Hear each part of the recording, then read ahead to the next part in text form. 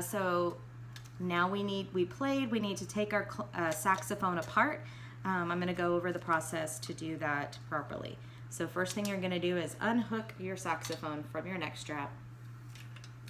And then I like to rotate it up like this, so I have the bell on my leg or my knee, and then I'm going to unscrew the neck screw and take off the neck. You want to be careful of that octave key again. And then I'm going to lay my neck and mouthpiece down first. And then I'm going to grab my silk swab. This is actually a bass clarinet swab because I didn't have an alto sax swab. Alto sax swab is going to be smaller, but it's the same concept. And you're going to drop the weight in the bell and feed as much of the cord in there as you can. And then you're going to kind of tilt it around, and the weight should come out the neck, or the neck of the body where the neck would go. And then you pull the cloth through. You can do that a couple of times if you need to. Pretty simple. Then you're going to put that protective cap back on if you have it. Set that back in the case. So I always swab out the saxophone body first because it's going to have the least amount of condensation. And then I'm going to take off my reed. So I unscrew the ligature. I push up the reed with my thumb on the butt of the reed, and then I'm going to grab right below the heart. I'm going to lightly wipe off the condensation on my leg. And then I'm going to put it back in the case correctly. So we already talked about this. Back of the reed to the back. Oops, you have lipstick on there. I'm going to have to wash this.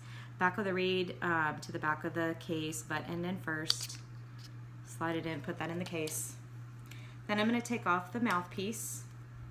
Kind of shake out the water so that I don't swab through the mouthpiece because it scratches it over time. I'm going to put my mouthpiece cap on, and letting it air dry in the case should be enough. And then I'm going to take my swab, and I really need to swab out this neck because it will have a lot of condensation. So you're going to drop the weight in the thicker end first and let it come out the end where the cork is, the thinner end. And you're going to want to do this 2 or 3 times to ensure you get as much water out as possible. And then you're not done. You're going to take your swab and you're going to wipe the end of the neck where it meets the body. This needs to stay clean or you're going to have difficulty putting it into the saxophone. Then you put that away, wrap up your swab, take off your neck strap, make sure your reeds are put away in your reed box, and then in the compartment of the case, close up your case, and then you're going to need to go wash your hands with soap and water really well, and that's it. Hope that was helpful.